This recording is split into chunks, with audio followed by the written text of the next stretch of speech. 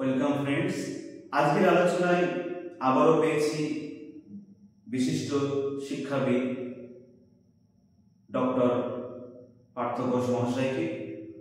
Department of education, Bankura ইউনিভার্সিটিতে তিনি কর্মরত আছেন। ওয়েলকাম করছি আমাদের চ্যানেলের তরফ থেকে। স্যারকে আবার মূল্যবান সময় দেওয়ার জন্য ধন্যবাদ। এবার আমরা এই পর্বে নেট সেট ইন এডুকেশন এবং পিএইচডি ইন এডুকেশন সম্পর্কে কিছু কথোপকথন বা আলোচনা স্যারের সঙ্গে করব। তোমরা ভিডিওটি লাস্ট পর্যন্ত দেখবে। আচ্ছা, প্রথম যে প্রশ্নটা, যে নেট সেট সিলেবাসে আমূল একটা পরিবর্তন কিন্তু লক্ষ্য করছে, আবার নোটিফিকেশন দিচ্ছে যে সিলেবাস পরিবর্তন হতে পারে। এই বিষয়ে আপনার মতামত? অ্যাকচুয়ালি দীর্ঘদিন যদি এর আগে আপনি পূর্বে ফিরে যান, তাহলে দেখবেন যে নেট সেটের সিলেবাস কিন্তু দীর্ঘদিন আনচেঞ্জ ছিল এবং অনেক দিন পরে আবার বছর দুয়েক আগে সিলেবাসটা চেঞ্জ করা হলো। এটাকে স্বাগত জানাই, ইউজিসির উদ্যোগকে আমি স্বাগত জানাই। সিলেবাসটা আগে পূর্বের সিলেবাস থেকে একদম আমূল পরিবর্তন করে দেওয়া হলো। তাতে বলা হলো, তাতে দেওয়া হলো কি 10টা ইউনিট সেখানে করা হলো এবং 10টা ইউনিটের মধ্যে ইউনিটগুলোকে নামকরণও আলাদাভাবে করা হলো। যেগুলো আমরা জানতাম যে এডুকেশনাল সোশিওলজি, এডুকেশনাল সাইকোলজি, এই ধরনের বিষয়গুলোকে সেখানে রাখা হলো। ঠিক আছে, ঠিক আছে, তবু ঠিক আছে। কিন্তু সিলেবাসটার মধ্যে যে কিছু এমন টপিক আনা হলো, যে টপিকগুলো প্রথম দিকে ছাত্রছাত্রীদের বই পেতে একটা ভীষণ পরিমাণে বেগ পেতে হলো। বই আসেনি, ফলে সিলেবাস আসার আগে তো বই আসতে পারে না। সিলেবাস যখন আসলো, তার পরবর্তী সময় বিভিন্ন লেখকরা তার বই লিখতে শুরু করলেন এবং তার শরীর স্বরূপ আমরাও একটি বই, নেট সেটের ছাত্রছাত্রীদের আমরা একটা বই লিখেছি। সেটা বাজারে এখনো আছে। সেটা ডেসক্রিপশন বক্সে আমার আপনাদের চ্যানেলের তিনি ডেসক্রিপশনে লিংক দিয়ে দেবেন। আপনারা বইটা দেখতে পারেন। কিনতে হবে, কারোর কাছে কোনো এরকম বক্তব্য নেই। কারো কিনতে হবে, নিতেই হবে, আপনারা দেখতে পারেন, সেটা অ্যাভেলেবেল আছে। স্যারের একটা বই আছে, খুবই মূল্যবান বই, সেটা আমি দেখেছি। ডেসক্রিপশন বক্সে আমি লিংক দিয়ে দেবো, সেটা সংগ্রহে রাখতে পারেন। আচ্ছা, সেকেন্ড যে প্রশ্নটা, যে অনেকে নেট সেট দিচ্ছে কিন্তু তাও সফল হতে পারছে না, বা যারা নতুন, যারা পার্সুইং এমএ, তারা নেটে বসছে, তারা প্রশ্নের ধরন বুঝতে পারছে না, তাদের জন্য আপনি কি টিপস এন্ড ট্রিক্স বলবেন? তারা কিভাবে প্রিপারেশন নেন? আমি যেভাবে নেট সেটের জন্য প্রিপেয়ার হয়েছিলাম, সেভাবে আমি সেই টিপসটা দেব এবং আমি আমার বিভিন্ন ছাত্রছাত্রীদের নেট সেটের জগতে বিভিন্ন ছাত্রছাত্রীদের উপদেশ দিয়ে ছাত্রছাত্রীরা সফল হয়েছে, সেই অভিজ্ঞতা থেকে আমি বলতে পারি যে নেট সেট পড়ার জন্য একদম শুরু থেকে শুরু করুন। মানে এমএ তে আপনি ভর্তি হলেন, ভর্তি হওয়ার প্রথম দিন থেকে আপনি আপনার প্রস্তুতি শুরু করুন। প্রস্তুতি কিভাবে শুরু করবেন? আমার ঠিক একই ব্যাপার। আপনি প্রথম দিনই নেটের সিলেবাস আর আপনার পিজি সিলেবাস দুটো হাতে রেখে নিয়ে নেওয়ার পরে প্রতিটা টপিক ধরে ধরে আপনি কোনো একটি বই আপনি বাজার থেকে কিনুন। সেটা নেট সেট ওরিয়েন্টেড বই হতে পারে, সেটা হতে পারে টেক্সট বুক। আপনি নিয়ে নিয়ে প্রতিটা টপিক ধরে ধরে ইন ডেপথ স্টাডি করুন এবং আপনি চেষ্টা চাইলে প্রতিটা টপিক ধরে ধরে নোট করতে পারেন। মেইন জিনিসগুলো আপনি একটা কথা বলি, যে অনেকে আমরা যেমন ইংরেজিতে পড়তে অভ্যস্ত নই, কিন্তু এমএতে এসে হঠাৎ করে ইংরেজিতে পড়তে গেলে একটু বেগ পেতে হয়, তাতে মানে বুঝতে সমস্যা হয়, কনসেপ্ট ক্লিয়ার হয় না। এক্ষেত্রে আপনি কি বলবেন? ঠিক। তাহলে সহজ করে যাতে একদম এই যে যেটা করবো আমি বলতাম একটু পরে, করবো যেটা বললো যে ইংলিশে বেগ পেতে হয়, কিন্তু মনে রাখবেন ইংলিশে আমরা যারা বাংলা মিডিয়াম থেকে আসছি তাদের প্রত্যেককে ইংলিশে বেগ পেতে হয়েছে। কিন্তু আপনাদের আজকে আমি একটা জিনিস হলপ করে বলতে পারি, ভয় পেয়ে কোনো কিছু থেকে যদি দূরে সরে থাকেন তাহলে কোনো দিনই সেই ভয় কাটতে পারবেন না। তাই প্রথম দিকে আপনারা ইংলিশ অভ্যস্ত হতে হবে, কিন্তু নেক্সট স্টেপ পেতে গেলে কিন্তু ইংলিশে আপনাকে অভ্যস্ত হতে হবে। তার থেকে দূরে সরে নয়, তাকে সঙ্গে করে তাকে ভালোবাসুন, তাকে সাথে করে নিয়ে চলে কিন্তু আপনাকে নেক্সট স্টেপ পেতে হবে। তাই প্রথম থেকে ইংলিশ চর্চা শুরু করুন। এবং ইংলিশ চর্চা কি করে শুরু করবেন? ইংলিশ চর্চা এভাবে শুরু করবেন, প্রথম দিকে আমরাও কিছু বুঝতে পারতাম না, ফার্স্ট সেমিস্টারে কি ইংলিশ কিছু বুঝতে পারছি না, শুধু রিডিং পড়ে যেতাম। একটা সময় দেখবেন ফোর্থ সেমিস্টার থেকে আপনি যখন বেরিয়ে যাবেন, মানে আপনি যখন এমএ পিজি লেভেল কমপ্লিট হয়ে যাচ্ছে আপনি, তখন আপনি বলতে বাধ্য হবেন ইংলিশটা আমার কাছে সোজা, বাংলাটা অতটা সোজা লাগছে না, ইংলিশটা আমার সোজা। তাই ভয়কে দূরে সরে থাকতে কিন্তু আপনারা পারবেন না। ভয়কে দূরে সরিয়ে ইংরেজিকে কাজ লাগান, তবে কিন্তু নেক্সট স্টেপ অনেক বেশি আপনার কাছে তাড়াতাড়ি ধরা দেবে। আর আমাদের বাংলা মিডিয়াম ছেলেমেয়েরা, বাংলা মিডিয়ামে যারা পড়াশোনা করি তাদের পক্ষে কিন্তু নেক্সট স্টেপ এই জন্যেই, ইংরেজির চর্চাটা না করার জন্যে নেক্সট স্টেপ অনেক বেশি দুরূহ কাজ হয়ে পড়ে। তারা সাবজেক্ট জানে না, তারা খুব ভালো জানে, কিন্তু একমাত্র শুধু ইংলিশের চর্চা না থাকার জন্য তারা অনেকটা দূরে চলে যায়। তাই ভয় পাবেন ইংলিশকে ভালোবাসুন। একদম সুন্দর কথা বললেন, আমরা সেটা অনুযায়ী চলার চেষ্টা করব। এরপরে যেটা স্যারকে জিজ্ঞেস করবো সেটা হচ্ছে যে নেট সেট পাস করার পরে যেহেতু এখন এমফিলটা বন্ধ হয়ে গেছে, তাহলে নেট সেট পাস করার পর দুটো অপশন বেঁচে থাকবে, একটা হলো সে পিএইচডি করবে আর না হলে সে সিএসসি জন্য অ্যাপিয়ার করবে, এই দুটো পথ। এই মতো পরিস্থিতিতে তারা নেট সেট পাস করার পর আগে পিএইচডিতে চান্স না পেলে তাহলে তারা কি করবে? জীবনে কোনো শিক্ষাই ফেলা যায় না, সব শিক্ষারই গুরুত্ব আছে। যখন নেট সেট পাস করবেন সবাই আর ভাবতে পারবে ও চাকরি নেই, সিএসসি নেই, 5 বছর পর সিএসসি হবে, কি করব, বসেই থাকি। তা নয়, আপনি মনে হয় আপনারা যারা জানেন না তারা জানুন যে সিএসসি তে 10 মার্কস থাকে, হচ্ছে পেপার পাবলিকেশনে হচ্ছে 10 মার্কস থাকে। এই পাবলিকেশনের মানে হচ্ছে বিভিন্ন পত্রপত্রিকায় লেখা পাঠানো, বিভিন্ন জার্নালে লেখা পাঠানো, এইগুলোর জন্য 10 মার্কস থাকে। এবং সেটা খুব একটা কম নয়, কিন্তু অনেক 10 মার্কস মানে অনেক মার্কস। আপনি নেক্সট স্টেপ পাস করার সাথে সাথে আপনি এই জায়গাটার জন্য পরিশ্রম শুরু করুন। এই জায়গাটার সাথে পরিশ্রম করার সাথে সাথে এবার আপনি বিভিন্ন কলেজ ইউনিভার্সিটি যেগুলোতে পিএইচডির পোস্ট বেরোচ্ছে, সেটা হতে পারে শুধু রাজ্যেই আপনাকে অ্যাপ্লাই করতে হবে তা না, আপনি সেন্ট্রাল ইউনিভার্সিটিগুলোতে যান, সেন্ট্রাল ইউনিভার্সিটিগুলোতেও কিন্তু পিএইচডির জন্য অনেক পোস্ট থাকে, সেগুলোতে অ্যাপ্লাই করুন। যেখানে বেরোবে, যেখানে পিএইচডি অ্যাড বেরোবে সেখানে আপনি অ্যাপ্লাই করুন, আপনি ইন্টারভিউতে যান, আপনি আপনার অনেক অভিজ্ঞতা সঞ্চিত হবে। এবং আপনি যদি পিএইচডি পেয়ে যান তার মধ্যে, ভেরি গুড। না হলে আপনি যেটা কাজ চালিয়ে যাবেন সেটা এই পেপারের কাজটা, লেখা পড়ার কাজটা আপনি চালিয়ে যান, চালিয়ে যেতে তাহলে আপনার এই 10 মার্কস আপনার এই সিকিউর হবে। এবং একটা সময় দেখবেন আপনি যদি এলিজিবল ক্যান্ডিডেট হন, কোনো না কোনো ইউনিভার্সিটি পিএইচডি ইন্টারভিউতে আপনি চান্স পেয়ে যাবেনই যাবেন, এটা আমার একদম শিওর। একদম সুন্দরই বললেন স্যার যে paper publication is must. Edited book হোক, জার্নালে পেপার লেখার অভ্যাসটা করতে হবে, এটা আমাদের অনেক খামতি আছে, আমাদের নিজেদেরও আছে।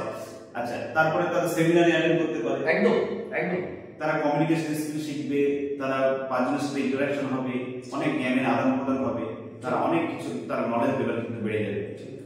আচ্ছা, এরপরে যেটা যে আপনাদের যে ইউনিভার্সিটি, বাঁকুড়া ইউনিভার্সিটিতে রেট পরীক্ষা দিয়ে কি পিএইচডি তে পাওয়া সম্ভব, চান্স পাওয়া?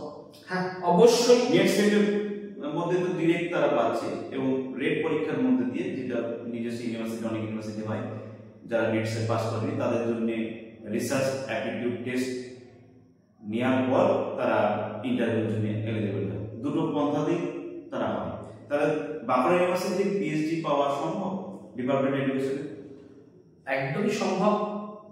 আপনারা নিশ্চয়ই যারা লক্ষ্য রাখেন তারা দেখবেন আমাদের জাস্ট অ্যাড হয়ে গেল, আমরা রেট পরীক্ষা নেওয়ার জন্য প্রস্তুতি নিচ্ছি।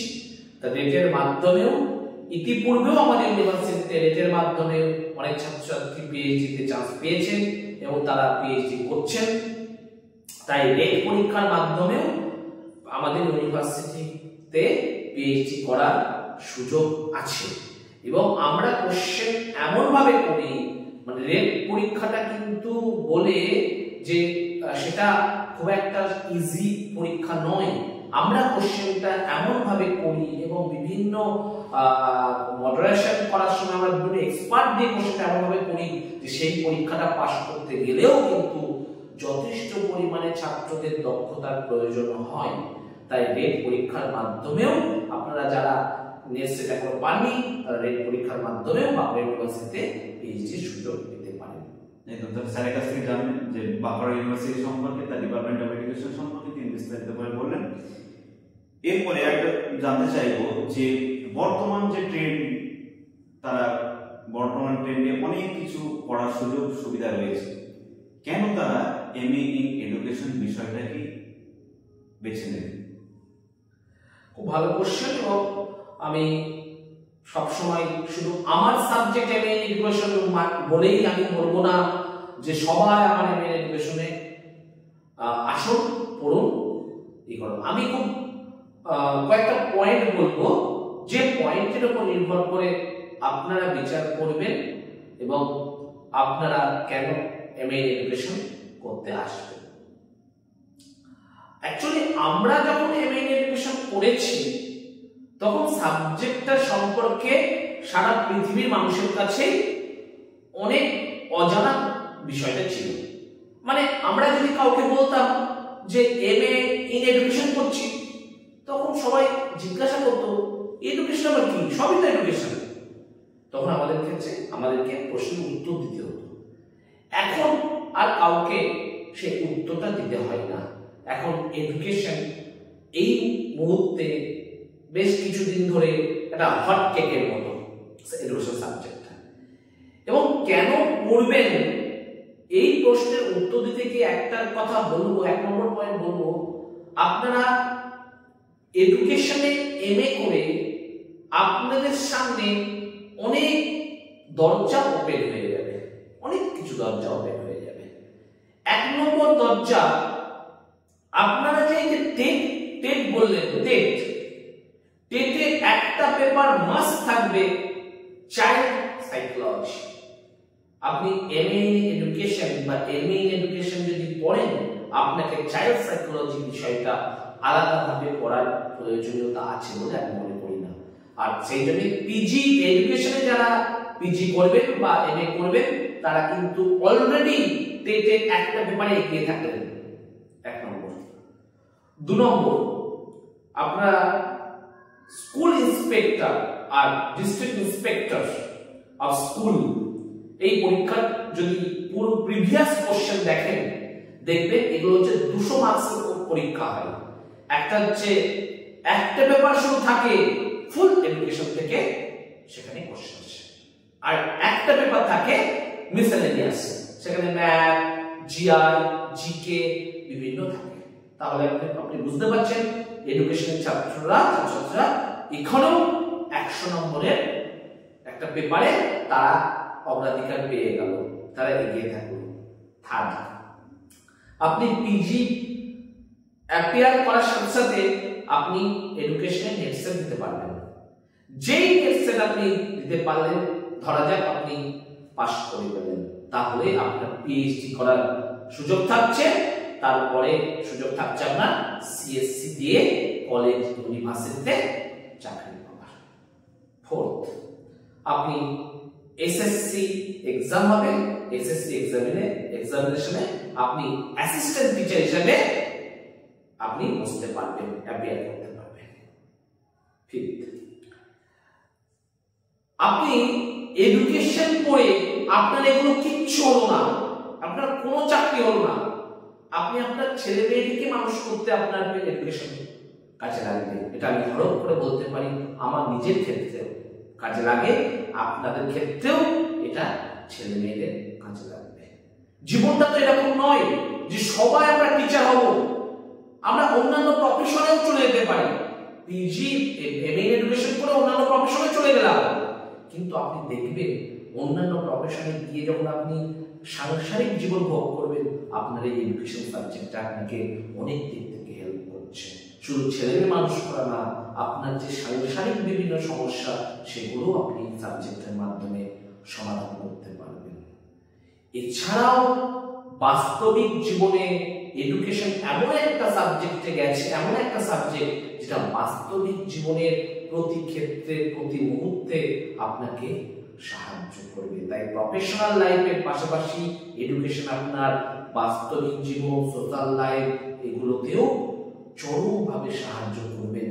তাই আমি বলবো এডুকেশন সাবজেক্ট পড়ে আপনারা আরেকটা স্কোপ আমি বলতে ভুলে গেলাম, এই যে রাজ্যে অসংখ্য বিএড কলেজ, সরকারি বেসরকারি বিএড কলেজ ছড়িয়ে ছিটিয়ে রয়েছে, সেই সরকারি বেসরকারি বিএড কলেজগুলোতেও এডুকেশনের একটা সবার এডুকেশন ফার্স্ট, বিকজ ওখানে ফাউন্ডেশন কোর্স আর হচ্ছে মেথড পেপার বলে দুটো জিনিস আছে। সেখানে ফাউন্ডেশন কোর্সে আপনারা চাকরি করতে পারেন বা চান্স পাবেন, আবার মেথড পেপারও আপনারা এডুকেশন পড়ে চান্স পেতে পারেন। তো এই স্কোপগুলো থাকার জন্য আমি এডুকেশনকে বলবো অ্যাজ এ পিজি, যদি পিজি আপনারা এনে করেন তাহলে কোনো সমস্যা নেই। তবে আমি আবারও বলছি, আমার সাবজেক্ট বলবো না আমি যে আপনি আসুন, আমার যুক্তিগুলো আপনার কাছে যদি গ্রহণযোগ্য হয় তবে আপনি এমএ এডুকেশন নিন। স্যারের কথাটা শুনে আমার একটা কথা মনে পড়ে গেল, এডুকেশন সাবজেক্টের একটা স্যালাডের মতো, স্যালাডে যেমন সমস্ত উপকরণ মিলে একটা স্যালাডের নাম হয়, সেরকম বিষয়টা হচ্ছে এডুকেশন। এডুকেশন নিয়ে পড়লে তার অনেক স্কোপ কিন্তু আপনার খোলা আছে। আর্টসের মধ্যে একটা সাবজেক্ট যেটা ইংলিশের পরে আমি বলতে পারি, এই একটা সাবজেক্টে অনেক দিক কিন্তু খোলা আছে। এটা আপনারা ভবিষ্যতে সফল হতে কিন্তু সাহায্য করবে বিষয়টা। এরপরে যে প্রশ্নটা করবো, যে স্যারের কাছে প্রশ্ন জানতে চাইবো যে এমএ ইন এডুকেশন আর এমএড এডুকেশন যাদের করা আছে তারা কি এমএড করলে তাদের বাড়তি কি ফ্যাসিলিটি আছে, বা কেনই বা তারা এমএড করবে?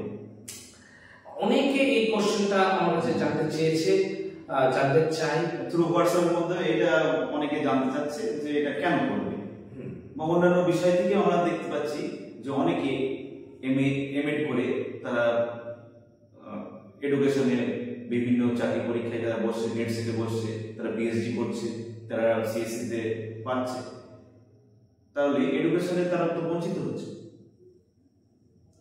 তাহলে দুটো ডিগ্রি এমএ এডুকেশন করার পর তারা কি আবার এমএড করবে, কেন না করবে? এটা যদি একটু যুক্তি সহ ব্যাখ্যা করেন। অ্যাকচুয়ালি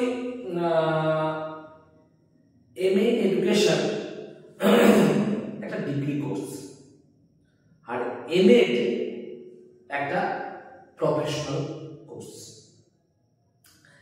এমএ ইন এডুকেশন পড়ে যারা এমএ এডুকেশনের ছাত্র, তারা যদি বিএড কলেজে পড়াতে যায়, তাদের ফাউন্ডেশন কোর্স, আর আমি আগেই বললাম ফাউন্ডেশন কোর্স আর মেথড পেপার দুটো জিনিস থাকে বিএড কলেজগুলোতে। তাহলে যখন টিচার রিক্রুটমেন্ট হবে তখন ফাউন্ডেশন কোর্সের আলাদাভাবে টিচার রিক্রুট হয়, আর মেথড পেপারের আলাদাভাবে টিচার রিক্রুটমেন্ট হয়। যারা only MA education with BEd করেছে তারা শুধুমাত্র ফাউন্ডেশন কোর্সগুলোর টিচারের জন্য অ্যাপ্লিকেবল, আর যারা এমএ এডুকেশন বিএড করার পর এমএড করেছে তারা কিন্তু foundation course as well as the method education মেথডের জন্য অ্যাপ্লিকেবল। তাই যারা এমএ এডুকেশন পড়েছেন, বিএড করেছেন, তারা যদি foundation course as well as education method পেপারে দুটো পেপারের টিচারের জন্যই এলিজিবল হতে চান, তাহলে কিন্তু তাদের এমএ ইন এডুকেশন, বিএড এবং এমএ করে রাখাটাই সেফ। একদম স্যার যেটা বললেন যে ফাউন্ডেশন কোর্স এবং মেথড পেপার যেহেতু আছে সেহেতু এমএ এবং এমএ ইন এডুকেশন এবং এমএড কি একসাথে ঘুরিয়ে ফেললে হবে না। এবং একটা দেখলাম ডিগ্রি কোর্স আর একটা শুনলাম যে প্রফেশনাল কোর্সে হওয়ার জন্য এই বিভেদটা তৈরি হয়েছে। কিন্তু সরকার কি যারা এমএ ইন এডুকেশন তাদের আমরা এমএড করার জন্য কি একই ডিগ্রিটা সমানভাবে বা সমান অধিকার আমরা সমস্ত ক্ষেত্রে পাবো, এমএড করতে হবে না, এরকম কি কোনো নির্দেশিকা আছে এখনো পর্যন্ত? এখনো কিন্তু পর্যন্ত এমএ ইন এডুকেশন আর এমএড কে সমতুল্য কিন্তু করার কোনো নোটিফিকেশন আমি দেখিনি এখনো পর্যন্ত। আমি কিন্তু কোনো নোটিফিকেশন দেখিনি যে MA in education MEd notification না এখন কোনো নোটিফিকেশনটা আমি আমার চোখে পড়েনি, আমার জানা নেই। তাহলে স্যারের কাছ থেকে এই পর্বে আমরা অনেক কিছু শুনলাম যে MA in education, PhD, NET SET এই বিষয়গুলো সম্পর্কে। আমরা তাহলে এই আলোচনা পর্ব এখানে শেষ করছি। আপনারা সকলে ভালো থাকবেন।